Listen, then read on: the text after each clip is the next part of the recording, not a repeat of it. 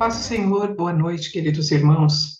Que o Senhor nos abençoe em 2024, que sejamos felizes na presença do Senhor e possamos realizar aquilo que Deus tem para realizar em nossas vidas. Agradeço a Deus a oportunidade de estar aqui falando com vocês nesta noite. Hoje nós vamos falar um pouquinho sobre a lição 2 do primeiro trimestre de 2024, cujo tema de estudo é a eclesiologia, que vai tratar de temas como a origem, a natureza e a vocação da igreja no mundo. Na nossa lição 2, o nosso comentarista traz aqui algumas imagens bíblicas acerca da igreja para que possamos entender melhor qual é a natureza, qual é a vocação, qual é a origem da igreja, para que existe a igreja, como devemos nos relacionar é, na igreja. O nosso textuário já nos traz algumas imagens que trata desse assunto, que nós vamos abordar durante a nossa fala, e a verdade prática, eu queria ressaltar a palavra revela-nos. Ela nos diz assim: por meio de cada imagem que retrata a igreja, o Espírito Santo revela-nos o quão gloriosa ela é. Então, nós sabemos que aquilo que conhecemos de Deus é aquilo que ele nos deixa conhecer, é aquilo que ele nos revela. Então, por essas imagens, pela misericórdia de Deus, ele tem nos revelado alguns traços da igreja que nós precisamos compreender melhor.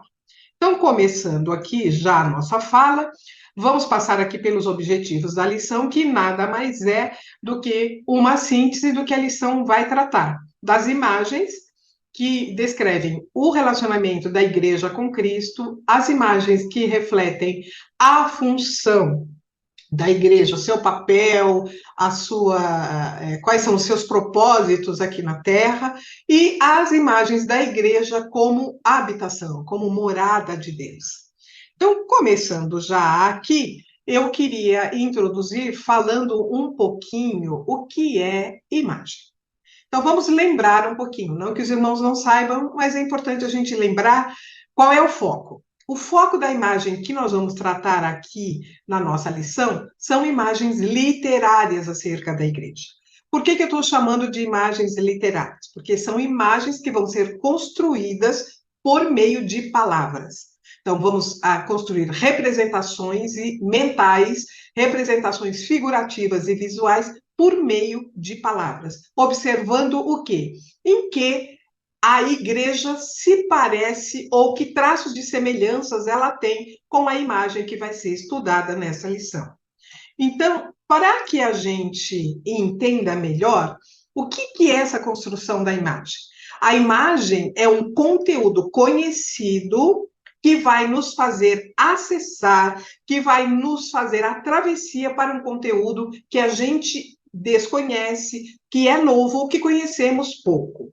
Então, são figuras concretas que vão nos ajudar a entender os aspectos e a realidade espiritual da igreja.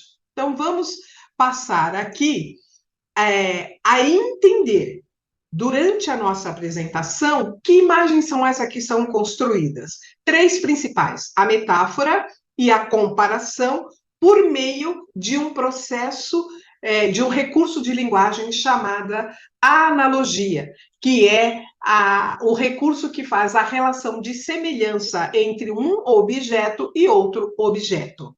Então, já olhando para isso, vamos olhar para quais aspectos da igreja estes objetos ou essas imagens vão representar.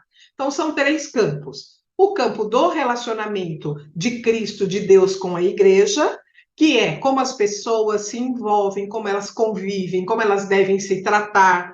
Então, este é o campo do relacionamento. O campo da função, qual é o papel, qual é o propósito, qual a atividade a igreja desempenha no mundo, e o papel da igreja enquanto habitação, enquanto morada de Deus. Então, olhando já para a primeira imagem, que é uma imagem de relacionamento, vamos olhar para a igreja como noiva de Cristo. Essa imagem evoca que sentido? A relação amorosa, um relacionamento amoroso entre um noivo e uma noiva. E aí, por comparação, nós vamos observar que aspectos desse relacionamento se aplicam ao relacionamento de Cristo com a igreja, ou de Cristo e a igreja. Para que a gente possa ter uma visão desta imagem, nós precisamos entender como que era esta noiva e como que dava esse relacionamento amoroso do noivado nos tempos bíblicos. A noiva, no sentido literal, era uma mulher virgem que estava para se casar, ou que estava recentemente casada e que precisaria se conservar pura e casta para o seu futuro esposo. Era um relacionamento de noivado cujo compromisso era levado muito a sério e ele não podia ser facilmente desfeito. Então, qual é a imagem, quais são os atributos desse relacionamento e dessa noiva que nós podemos trazer para o relacionamento de Cristo com a igreja? 3 básicos: a pureza, a castidade e a fidelidade da noiva. Ou seja, enquanto nós, igreja, que somos noiva, aguardamos o noivo Cristo, nós devemos nos manter em pureza, em castidade e em fidelidade. Lembrando que o noivo pode chegar a qualquer momento. E quando o noivo chegar, a noiva precisa estar preparada. Então, isso nos fala muito da nossa vigilância e do nosso cuidado, da nossa preservação, da nossa consagração a este noivo. Uma outra imagem que é próxima dessa imagem da noiva de Cristo é a esposa de Cristo, que nos traz um traço mais profundo desse relacionamento amoroso, que é o relacionamento conjugal, que nos traz a ideia de uma intimidade muito maior. Então, qual os traços do relacionamento entre o marido e uma esposa que devem ser olhados e vivenciados da relação entre Cristo e a igreja? Se nós olharmos para o texto que foi destacado, o texto nos diz que para que o marido ame a sua mulher, assim como Cristo amou a igreja se entregando por ela. Então, qual é o traço de comparação aqui? Uma esposa que sabe que é amada pelo seu marido, cujo amor desse marido é sacrificial, é um amor de entrega, um amor que tudo sofre, que tudo espera, que tudo faz para que o relacionamento fique bem. Uma esposa que recebe deste marido proteção, conforto, estabilidade, cuidado, respeito, e principalmente também olhando para o respeito conjugal, na sua mais profunda intimidade, no mais profundo grau, esta mulher, como esposa, ela, por amor, deve sujeitar-se à vontade do seu marido, Cristo. Entregar-se a este amor com sujeição, amor, fidelidade, pureza, para que este relacionamento cresça e frutifique. Então, assim é a igreja. Uma outra imagem que nos traz do relacionamento é a igreja como rebanho de Deus. Essa igreja como rebanho de Deus, o que a gente precisa observar? Qual é o cuidado do pastor em relação ao seu rebanho no trato com as suas ovelhas? Da mesma forma, qual é o trato que nós temos que ter? E qual é o papel de Cristo em relação à igreja como pastor e da igreja como ovelha em relação a Cristo? Então, analisando esta figura, nós precisamos nos transportar para um contexto geográfico do Oriente, no tempo do Antigo e do Novo Testamento, para que a gente observe como que era esse pastoreio. Então, os elementos da atualidade não nos fazem entender. Por isso, precisamos nos transportar para este momento histórico e geográfico e da história da igreja também, para que a gente entenda qual é a semelhança entre o pastor e as ovelhas e Deus, Cristo e a igreja. Em relação a nós, igreja, como ovelhas que somos, nós somos frágeis, temos sede, temos fome, sentimos medo, temos fraquezas, estamos sempre em perigo, porque a própria Bíblia nos diz que vivemos no meio de lobos, somos dependentes de Deus, do cuidado,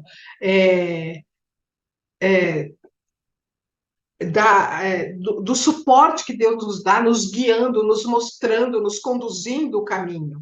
E também, como ovelhas, temos que entender que precisamos e dependemos uns dos outros. As ovelhas são animais que caminham na sua caminhada de maneira muito próxima. E se uma ovelha se afasta, ela corre sério perigo. Em relação ao pastor, Deus, Jesus, nessa figura, como pastor, ele tem cuidado de nós, ele nos dá proteção, nos alimenta, tanto material como espiritualmente, principalmente espiritualmente. Ele nos sustenta, ele nos auxilia, ele nos conduz em segurança. Eu coloquei aqui Lucas 15, de 5 a 7, que fala sobre a ovelha perdida. Então, uma ovelha sem pastor ou uma ovelha sem orientação, ela se perde e ela pode morrer sozinha.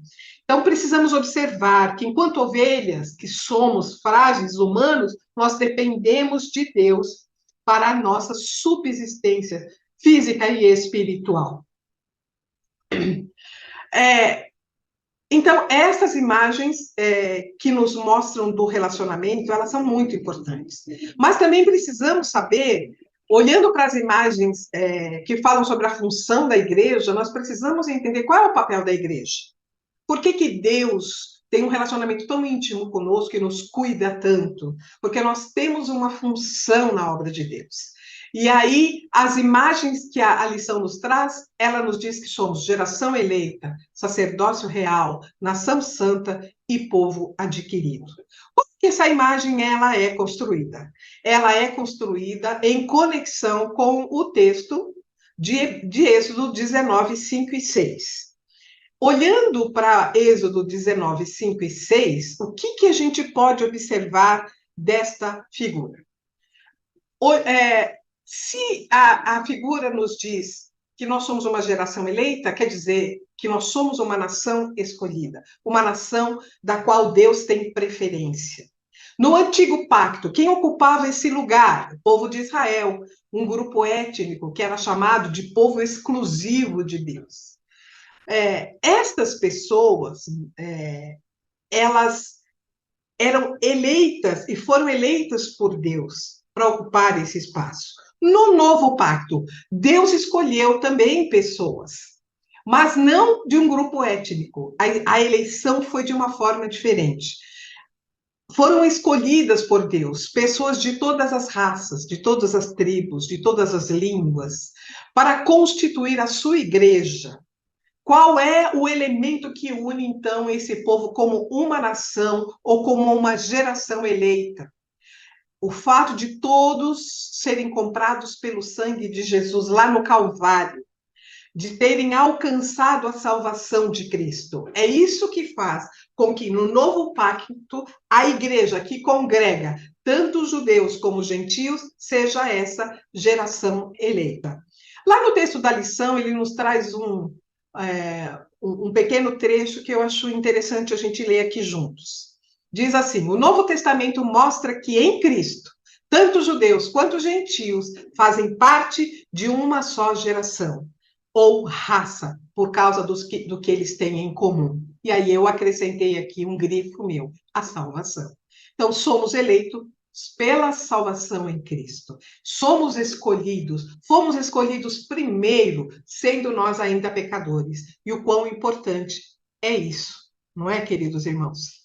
No Antigo Testamento também, existia uma classe de pessoas que exercia a função do sacerdócio. Eram sacerdotes. E o que são sacerdotes? Pessoas dedicadas ao trabalho com as coisas sagradas. No Antigo Testamento, era o sacerdote que oferecia sacrifício, que oferecia louvor a Deus, que ensinava ao povo. O trabalho principal do sacerdote era representar as pessoas, o povo, nos rituais religiosos, apresentando-os diante de Deus por meio do sacrifício de um animal que restabelecia a comunhão entre Deus e os homens. Somente os sacerdotes podiam entrar na presença de Deus e oferecer sacrifícios. Já na Nova Aliança, no Novo Testamento, o véu do templo se rasgou. E agora, com o sacrifício de Cristo, que se ofereceu como um cordeiro, para que todos nós fôssemos justificados diante de Deus, todos nós cristãos, temos acesso diretamente a Deus, somos sacerdotes, temos o privilégio em Cristo de ensinar, de conduzir o povo à salvação a Deus. Esta é a figura, esta é a imagem que nos traz esta responsabilidade, que nos traz esse papel da igreja, de sermos aqueles que ensinam o caminho, que levam a Deus, que também oferecem sacrifícios de oração, de intercessão, de louvor e de adoração diante de Deus. A igreja exerce, então, neste momento, nessa dispensação, a função, a tarefa de sacerdócio real. A outra imagem que nos traz sobre a função, que está lá no nosso texto áureo, é a igreja como nação santa. Santa significa separada, apartada do mundo. A igreja de Cristo tem por missão, por tarefa, por obrigação, ser diferente do mundo, porque fomos resgatados do mundo. Os seus membros precisam ser pessoas que prezam e vivam de forma prática a fé e a palavra de Deus. Na função de levar salvação ao mundo, a Igreja de Cristo, que é separada, deve ser exemplo de justeza, de humildade, de amor, de empatia. Então, esta é uma responsabilidade da Igreja, da qual nós não podemos fugir. Nós somos um povo, uma geração eleita por Cristo, para que sejamos mensageiros de Deus na terra, para que possamos levar até os confins da terra a palavra de Deus, como aprendemos muito no nosso quarto trimestre de 2023. A igreja também é vista como um povo adquirido. O povo adquirido significa que é um povo comprado, conquistado, e não a qualquer preço, mas ao preço do sacrifício e do sangue de Jesus.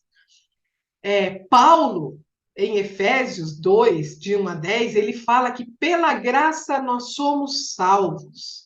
Antes nós andávamos segundo o curso do mundo, deste mundo, e segundo o príncipe das potestades do ar. Mas pelo sacrifício de Jesus fomos comprados, adquiridos, resgatados.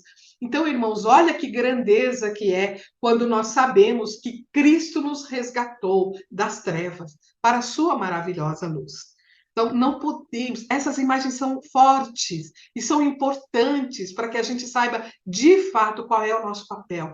Que nesta aula o Senhor Deus possa nos trazer a consciência da importância de sermos povo de Deus, igreja de Deus nessa dispensação. A igreja também é mostrada para nós nesta figura de corpo de Cristo. É essa figura que nos traz o funcionamento orgânico de um corpo como o funcionamento orgânico da igreja ou na igreja. Esta figura, ela nos traz à memória que nós não somos meramente uma instituição organizativa ou uma organização social. Nós somos um organismo vivo na qual Deus opera, na qual Deus trabalha. E Paulo nos descreve brilhantemente isso lá em 1 Coríntios, no capítulo 12. Dos versículos 1 ao 11, Paulo vai nos trazer a harmonia que esse corpo deve ter de forma aparentemente contraditória. Ele nos traz um paradoxo, que também é uma figura, no qual a gente compara coisas que aparentemente parece que não têm harmonia. Mas Paulo nos fala sobre isso. Ele nos fala da variedade de dons e de operação do Espírito, mas nos diz, existe um único Espírito, o Espírito que opera tudo em todos. Então, vivemos a unidade na diversidade. Isso nos traz também esta imagem, o desenvolvimento dessa imagem, lá nos versículos de 12 a 26, que Paulo vai nos trazer as diversas funções exercidas pelo corpo, pelos órgãos, pelos membros do corpo, as importâncias disso, desta harmonia e de cada um em especial, a necessidade da cooperação de todos os elementos do corpo para que este corpo funcione de forma adequada e produtiva. E lá no versículo 27, ele fecha esta figura, aplicando essa figura, dizendo: vós, igreja, vós, irmãos, sois o corpo de Cristo. E como corpo de Cristo, nós devemos andar em harmonia. E também somos os seus membros em particular. Isso nos fala que nós somos importantes e necessários na obra de Deus. Deus não nos chamou para a indiferença. Deus não nos chamou para sermos desprezíveis ou desprezados. Todos nós temos igual importância. Mesmo que nós consideremos que o trabalho de um, a função de um, nos pareça mais nobre e que a nossa função nos pareça mais simples, mas todas as nossas funções, todas as funções da igreja são necessárias. E aí fica uma reflexão, irmãos. O que é nobre e o que é simples para Deus? Deus usa as coisas que não são para confundir as que são. A Bíblia nos fala. Então fica esta meditação. O que é nobre, o que é menos importante para Deus? Será que ele vê a igreja dele assim, os membros da igreja assim? Todos têm a sua importância. E teremos grandes surpresas quando chegarmos no céu, a Bíblia nos fala. E aí eu trouxe uma citação que o pastor José Gonçalves faz no seu livro de apoio, que eu achei interessante. Ele evoca aí uma citação do comentário bíblico Brodmann, em que Brown diz assim, eu achei interessante: nenhum de vocês é tudo, mas cada um de vocês é algo. Então, meditemos um pouco sobre isso durante a nossa aula com os nossos irmãos. Por último, nós temos o terceiro bloco de figuras, que é a igreja como santuário de Deus. Esta imagem, eu pensando sobre ela, eu fiquei meditando quais são os traços que nos importa. Então, como santuário de Deus, santuário é um lugar sagrado, é um local onde se guardam objetos sacros preciosos e não é acessível a qualquer público. Então, como santuários de Deus, o que de precioso a gente guarda? Quando a Bíblia nos fala que a igreja é santuário de Deus, ela não está se referindo à estrutura arquitetônica, ela está se referindo aos crentes, a nós, aos cristãos, aqueles que creem, aqueles que professam, aqueles que fazem parte da igreja, tanto de forma individual como coletivamente, porque lembramos que o conceito de igreja é a coletividade, é estar reunido. Então, toda vez que o povo de Deus está reunido, Deus está ali, habitando neste santuário. E a Bíblia nos traz um alerta muito importante, que eu acho que a gente precisa lembrar os nossos meninos, os nossos estudantes lá na nossa aula, que é o que fala em 1 Coríntios 3:17. Se alguém destruir o templo de Deus, Deus o destruirá, porque o templo de Deus, que sois vós, é santo. E o que mais a gente tem visto nesse tempo presente, irmãos, é o povo, a população, aqueles que não têm Deus, destruírem o santuário de Deus, que é o seu próprio corpo, trazendo para o seu corpo muitas práticas indesejáveis e desagradáveis a Deus. Aqui nós temos também uma segunda imagem, que é a igreja como casa de Deus. Essa imagem evoca dois sentidos: o sentido de construção e edifício, mas também o sentido de família. A palavra grega oikos, traduzido por casa, mostra que a igreja é uma família, mas também traz o sentido de um edifício. Então, a igreja é a casa de Deus nos dois sentidos. Ela é morada de Deus e ela é família de Deus. E cada um dos dois aspectos nos dão alguns elementos para que nós possamos pensar. Deus habita entre os crentes, não nos templos, nos edifícios construídos por mãos de homens, mas na congregação dos crentes em Cristo. Então, como morada de Deus, né, ele nos traz, e nós temos que ter um alicerce, precisamos estar alicerçados na palavra, precisamos ter estrutura sólida para que possamos ser casa de Deus. Temos que nos preservarmos, temos que ter pureza, santidade, temos que estar sempre em harmonia para que esta casa, Deus seja bem-vindo na nossa casa. Lembrando que morada nos traz uma ideia, irmãos, de um lugar permanente, não de passagem ou de visita. E também, quando olhamos para a figura da igreja como família de Deus, alguns elementos nos vêm à mente, ao coração. Como família, a casa de Deus deve ser um ambiente de amor, de comunhão, de amparo, de cuidado, de disciplina, de provisão, de segurança, tanto entre para os membros, como para aqueles que buscam a igreja de Deus, para curar as suas feridas, para um descanso para as suas almas cansadas. Então, a igreja tem que ser um ambiente acolhedor, como a família é. Nossa família, nós sabemos, independente do quanto nós erramos, a nossa família não vai concordar com o erro, mas vai nos acolher com amor, nos orientar, nos trazer o caminho, buscar uma solução junto conosco. Então, esta comunhão, esse cuidado, esta segurança da família é que essa imagem nos traz.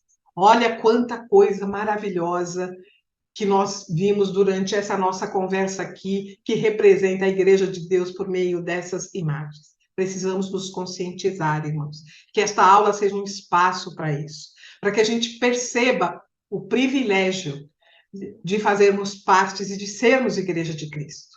Porque o que é que nos traz esse privilégio?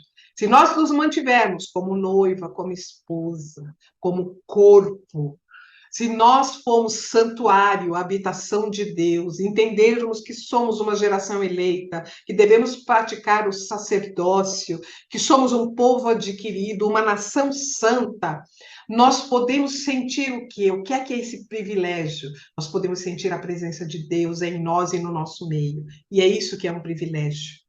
É a presença de Deus no nosso meio, a habitação divina na igreja que distingue a igreja de qualquer outro ambiente. Sentir a comunhão de Deus, a presença de Deus, poder nos relacionarmos com o Deus vivo, tendo com Ele comunhão, intimidade, é impagável. Podermos conversar com Ele, podemos contar com o seu refrigério, podemos contar com a sua orientação como rebanho de Deus. É impagável. Isso faz toda a diferença na nossa vida.